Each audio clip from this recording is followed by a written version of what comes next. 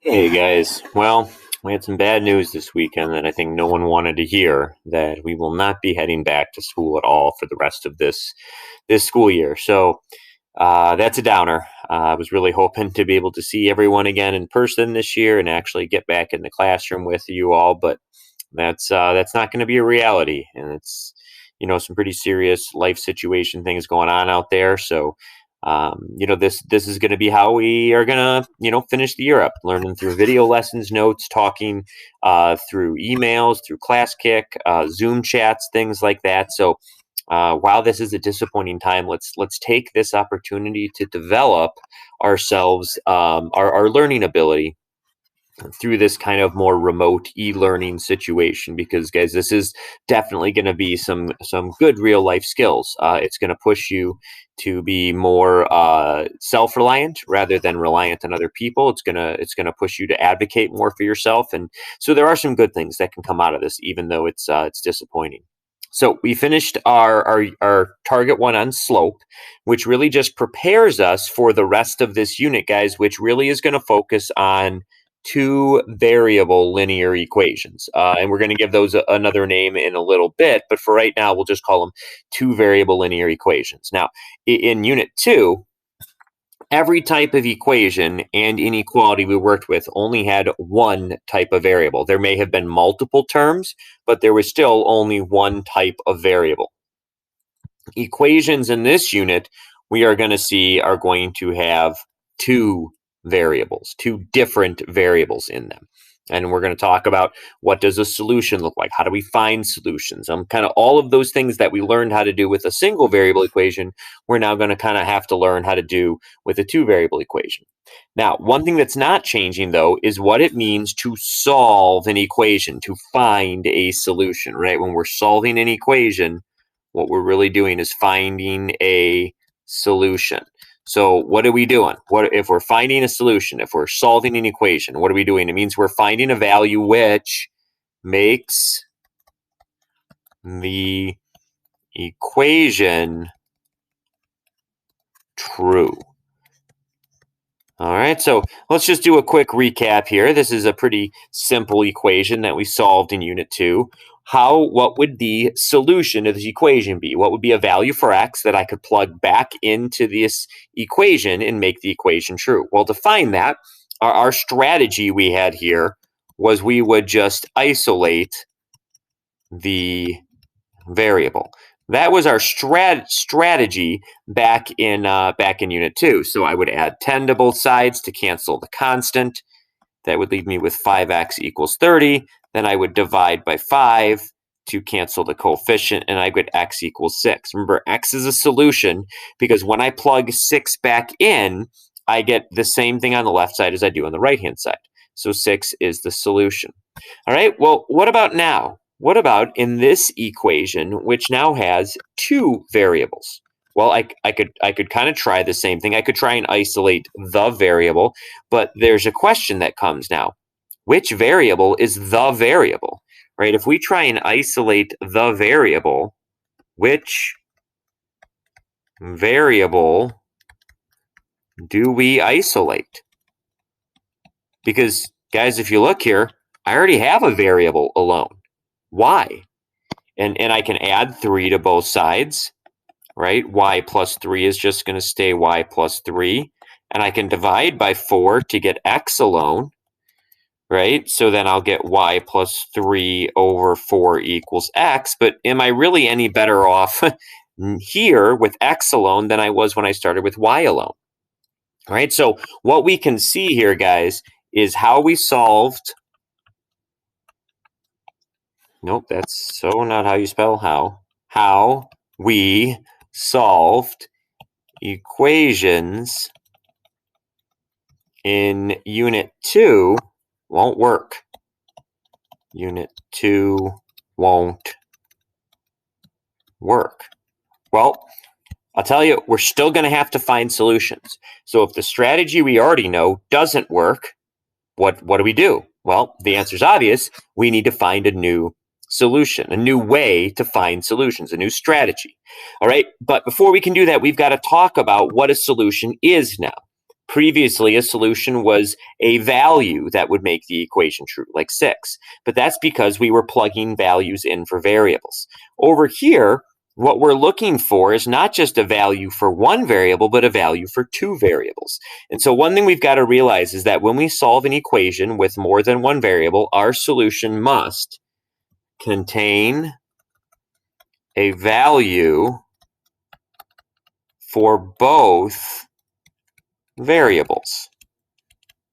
So if I have an equation like we had up above for y equals 4x minus 3, a solution is going to I'm going to need a value for x, and I'm going to need a value for y, right? I'm going to need two different values, one for each variable, to have just one solution, right? One solution is now going to have two values.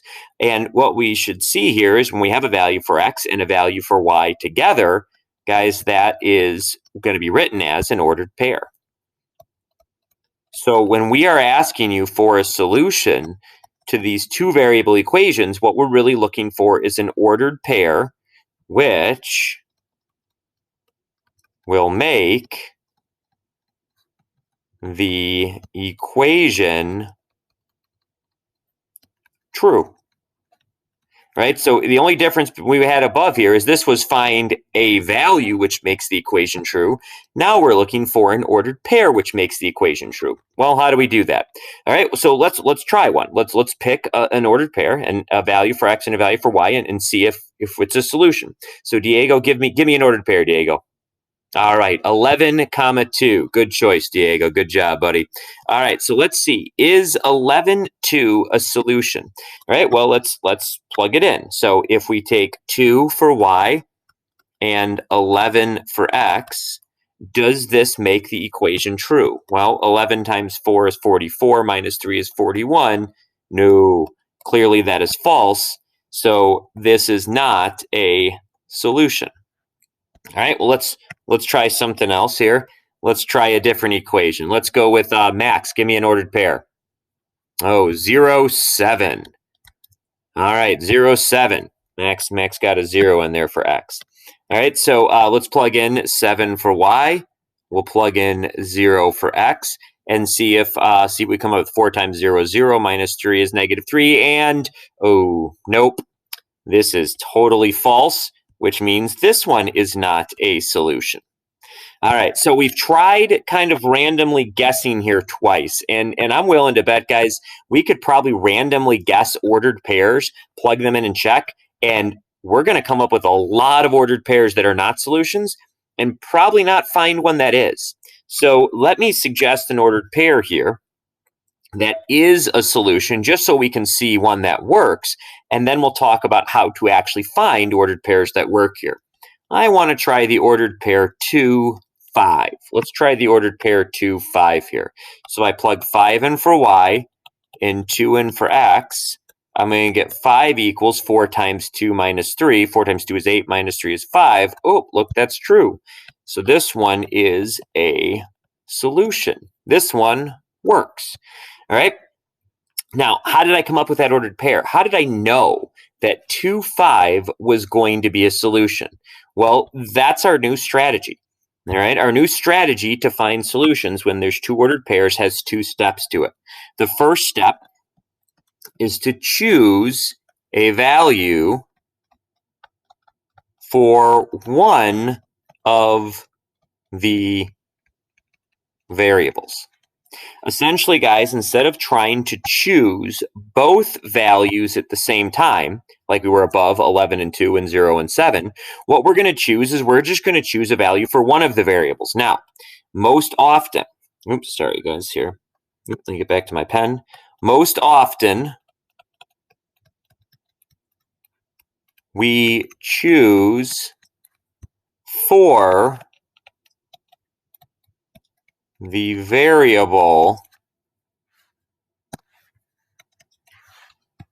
which is not alone.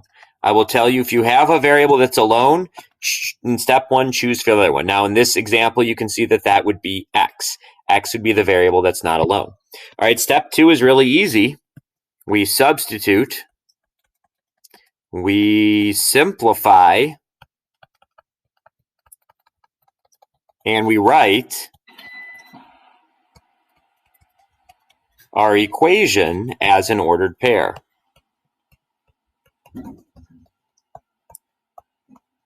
As an ordered pair.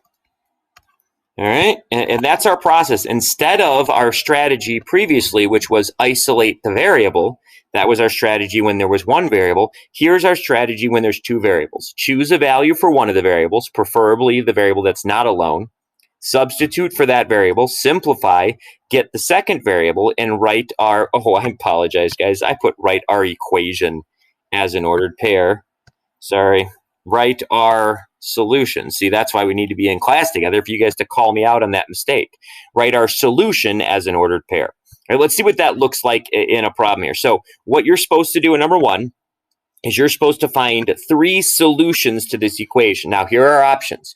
We could randomly guess and guess and check and guess and check and guess and check until forever, right?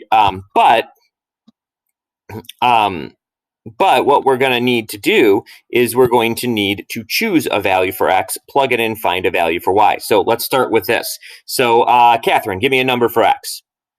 17. Awesome.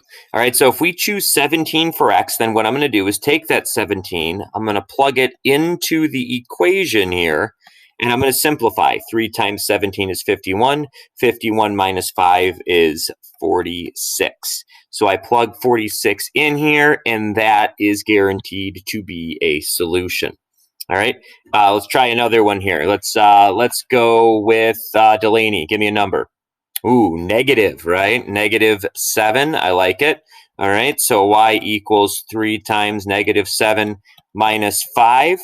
All right, so y equals -21 minus 5, and y equals -26. So then I know that -7, -26 is a solution. All right, we got one more here. Let's see, who do we want to call on? Eden, give me a number. No, Eden, 1,000,000 is not going to work. Give me a smaller one. Okay, 0. Good choice, Eden. I like that choice. Guys, 0 is an easy one, right? Let's plug in 0 here, right? So 3 times 0 minus 5 gives me y equals 0 minus 5, and y equals -5. And there we go.